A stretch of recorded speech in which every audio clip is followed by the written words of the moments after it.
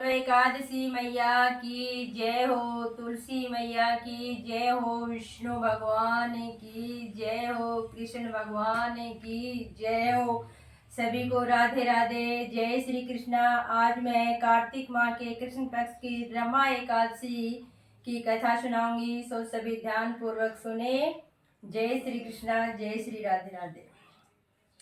युधिष्ठिर ने पूछा, जनार्दन, मुझ पर आपका स्नेह है, अतः कृपा करके बताइए, कार्तिक के कृष्ण पक्ष में कौन सी एकादशी होती है। भगवान श्री कृष्ण बोले, राजन, कार्तिक के कृष्ण पक्ष में जो परम कल्याणमयी एकादशी होती है वह रमा के नाम से विख्यात है। रमा परम उत्तम और बड़े बड़े पापों को हरने वाली है। पूर्व काल में मुचुकुंद नाम से विख्यात एक राजा हो चुके हैं, जो भगवान श्री विष्णु के भक्त और सत्य प्रतिज्ञ थे। निष्कंटक राज्य का शासन करते हुए उस राजा के यहाँ नदियों में श्रेष्ठ चंद्रभागा कन्या के रूप में उत्पन्न हुई। राजा ने चंद्रसेन कुमार शोभन के साथ उसका विवाह कर दिया।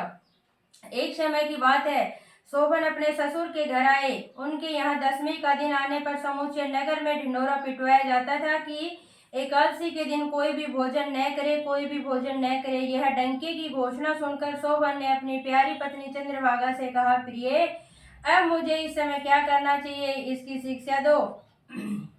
चंद्रभागा बोली, प्रभु, मेरे पिता के घर पर तो एकादशी के दिन कोई भी भोजन नहीं कर सकता। हाथी, घोड़े, हाथियों के बच्चे तथा अन्य पशु भी अन्य घास तथा जल तक आहार नहीं करने पाते।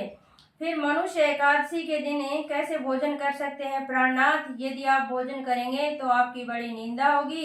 इस प्रकार मन में विचार करके अपने चित्त को दृढ़ कीजिए। शोभन ने कहा, प्रिय, तुम्हारा कहना सत्य है, मैं भी आज उपवास करूंगा। देव का जैसा विधान है वैसा ही होगा। भगवान श्री कृष्ण कहते हैं, इस प्रकार दृढ़ निश्चय करके शोभन ने व्रत के नियम का पालन किया। क्षुधा से उनके शरीर में पीड़ा होने लगी, अतः वे बहुत दुखी हुए। भूख की चिंता में पड़े पड़े सूर्यास्त हो गया। रात्रि आई, जो हरि पूजा परायण तथा जागरण में आसक्त वैष्णव मनुष्यों का हर्ष बढ़ाने वाली थी, परंतु वही रात्रि शोभन के लिए अत्यंत दुखदायिनी हुई। सूर्योदय होते होते उनका प्राणांत हो गया। राजा मुचुकुंद ने राजोचित काष्ठों से शोभन का दाह संस्कार कराया। चंद्रभागा पति का पारलौकिक कर्म करके पिता के ही घर पर रहने लगे। नृपश्रेष्ठ रमा नामक एकादशी के व्रत के प्रभाव से शोभन ने मंद्राचल के शिखर पर बसे हुए परम रमणीय देवपुर को प्राप्त हुआ। वहां शोभन द्वितीय कुबेर की भांति शोभा पाने लगा। राजा मुचुकुंद के नगर में सोम शर्मा नाम से विख्यात एक ब्राह्मण रहते थे। वे तीर्थ यात्रा के प्रसंग में घूमते हुए कभी मंदराचल पर्वत पर गए। वहां उन्हें शोभन दिखाई दिए। राजा के दामाद को पहचान कर वे उनके समीप गए। शोभन भी उस समय द्विश्रेष्ठ सोम शर्मा को आया जाने शीघ्र ही आसन से उठकर खड़े हो गए और उन्हें प्रणाम किया। फिर क्रमशः अपने ससुर राजा मुचुकुंद का, प्रिय पत्नी चंद्रभागा का तथा समस्त नगर का कुशल समाचार पूछा। सोम शर्मा ने कहा, राजन, वहाँ सबकी कुशल है। यहाँ तो अद्भुत आश्चर्य की बात है, ऐसा सुंदर और विचित्र नगर तो कहीं किसी ने भी नहीं देखा होगा। बताओ तो सही, तुम्हें इस नगर की प्राप्ति कैसे हुई।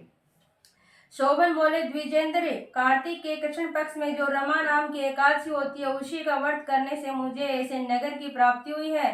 ब्रह्मांड, मैंने श्रद्धाहीन होकर इस उत्तम व्रत का अनुष्ठान किया था, इसलिए मैं ऐसा मानता हूँ कि यह नगर सदा स्थिर रहने वाला नहीं है। आप मुचुकुंद की सुंदरी कन्या चंद्रभागा से यह सारा वृतांत कहिएगा। शोभन की बात सुनकर सोम शर्मा ब्राह्मण मुचुकुंदपुर में गए और वहां चंद्रभागा के सामने उन्होंने सारा वृतांत कह सुनाया। सोम शर्मा बोले, सुबह मैंने तुम्हारे पति को प्रत्यक्ष देखा है तथा इंद्रपुरी के समान उनके दुधर्ष नगर का भी अवलोकन किया है। वे उसे अस्थिर बतलाते थे, तुम उसको स्थिर बनाओ। चंद्रभागा ने कहा, ब्रह्मनिषे, मेरे मन में पति के दर्शन की लालसा लगी हुई है, आप मुझे वहां ले चलिए। मैं अपने व्रत के पुण्य से उस नगर को स्थिर बनाऊंगी। भगवान श्री कृष्ण कहते हैं, राजन, चंद्रभागा की बात सुनकर सोम शर्मा उसे साथ ले मंदराचल पर्वत के निकट वामदेव मुनि के आश्रम पर गए। वहां ऋषि के मंत्र की शक्ति तथा एकादशी सेवन के प्रभाव से चंद्रभागा का शरीर दिव्य हो गया तथा उसने दिव्य गति प्राप्त कर ली। इसके बाद वह पति के समीप गई। उस समय उसके नेत्र हर्षोल्लास से खिल रहे थे। अपनी प्रिय पत्नी को आई देख शोभन को बड़ी प्रसन्नता हुई। उन्होंने उसे बुलाकर अपने वाम भाग में सिंहासन पर बिठाया। तदंतर चंद्रभागा ने हर्ष में भरकर अपने प्रियतम से यह प्रिय वचन कहा, नाथ, मैं हित की बात कहती हूँ, सुनिए। पिता के घर में रहते समय जब मेरी अवस्था 8 वर्ष से अधिक हो गई, तभी से लेकर आज तक मैंने जो एकादशी के व्रत किए हैं और उनसे मेरे भीतर जो पुण्य संचित हुआ है, उसके प्रभाव से यह नगर कल्प के अंत तक स्थिर रहेगा तथा सब प्रकार के मनोवांछित वैभव से समृद्धिशाली होगा। नृपश्रेष्ठ, इस प्रकार रमावर्त के प्रभाव से चंद्रभागा दिव्य भोग, दिव्य रूप, दिव्य आभरणों से विभूषित हो अपने पति के साथ मंदराचल के शिखर पर विहार करती है। राजन, मैंने तुम्हारे समक्ष रमा नामक एकादशी का वर्णन किया है। यह चिंतामणि तथा कामधेनु के समान सब मनोरथों को पूर्ण करने वाली है। मैंने दोनों पक्षों के एकादशी व्रतों का पाप नाशक महात्म्य बताया है। जैसी कृष्ण पक्ष की एकादशी है, वैसे ही शुक्ल पक्ष की भी है। उनमें भेद नहीं करना चाहिए। जैसे सफेद रंग की गाय हो या काले रंग की, दोनों का दूध एक सा ही होता है, इसी प्रकार दोनों पक्षों की एकादशियां समान फल देने वाली हैं। जो मनुष्य एकादशी व्रतों का महात्म्य सुनता है, वह सब पापों से मुक्त हो श्री विष्णु लोक में प्रतिष्ठित हो जाता है। बोलिए विष्णु भगवान की जय हो। बोलो राधे रानी की जय हो। एकादशी मैया की जय हो।